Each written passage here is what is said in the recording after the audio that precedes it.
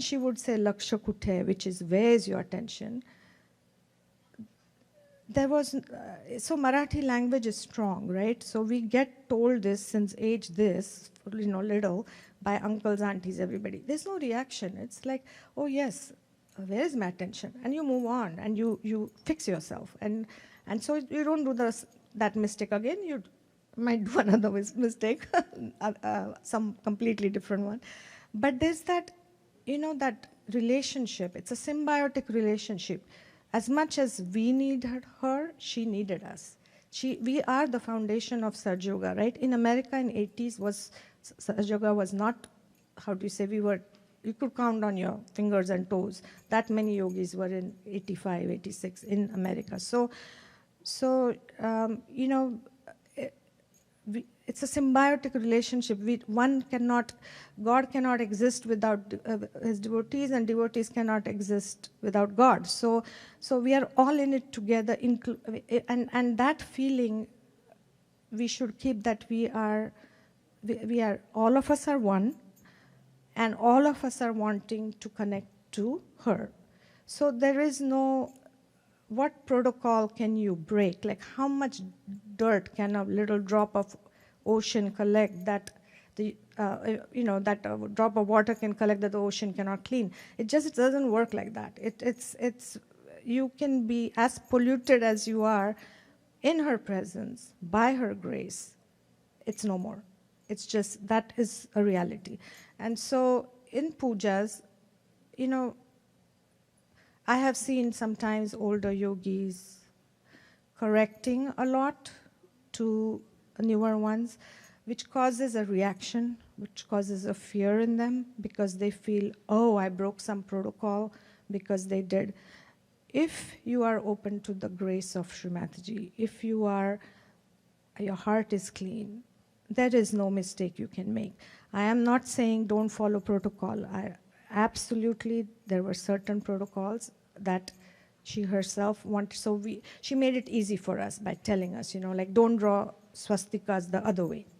It's a Hitler sign, it's evil, it's negative. So she told us all these things. So don't make such mistakes, but it's okay, be a little fluid. It's not, there's no need for left vishuddhi if, something is missing. And the reason I say that, because all the years that I was attending to Shri Mataji, it was extremely fluid.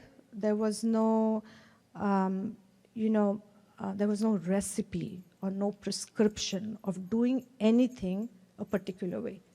It was just not, she was not that. She was so much more and beyond that.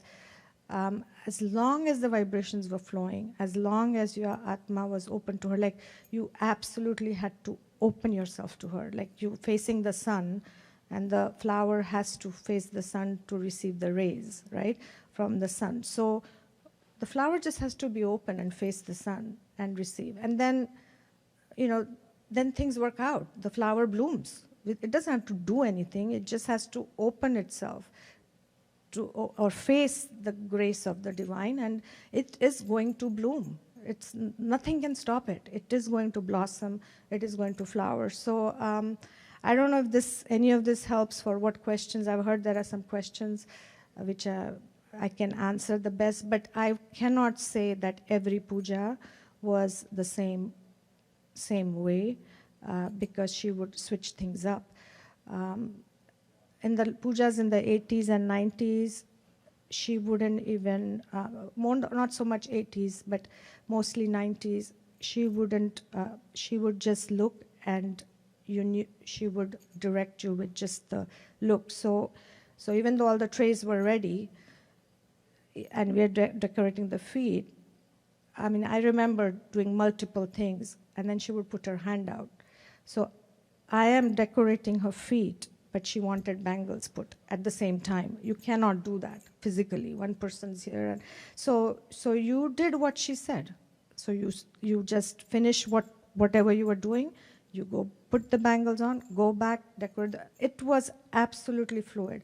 So even though there was some structure, you had to do what she wanted. And so you just had to pay attention to her, no matter what's going on around you, because there was activity going on also.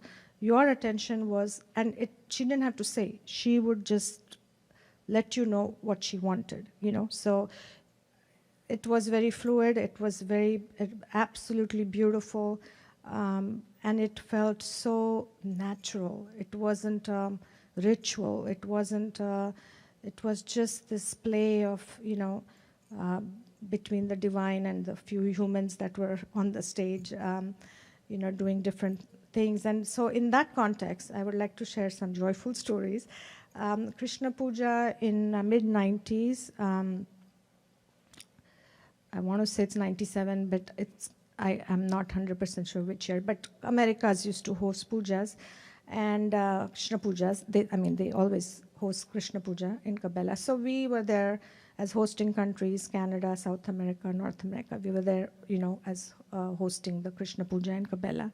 And so this puja, Anand Murdeshwar, as you know, amazing flautist, plays a flute, and he would come every year for Krishna Puja. So the puja is going on, Shri Mataji is on, the Devi Puja is going on, so the ladies are holding the sari, and there's two ladies decorating the feet.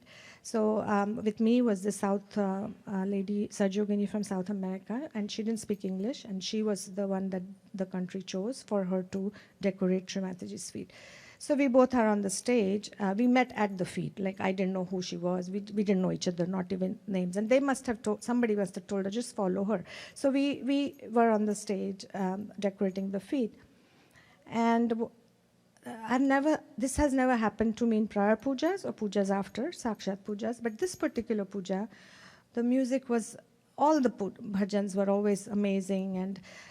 But Shri Mataji was absolutely enjoying the music.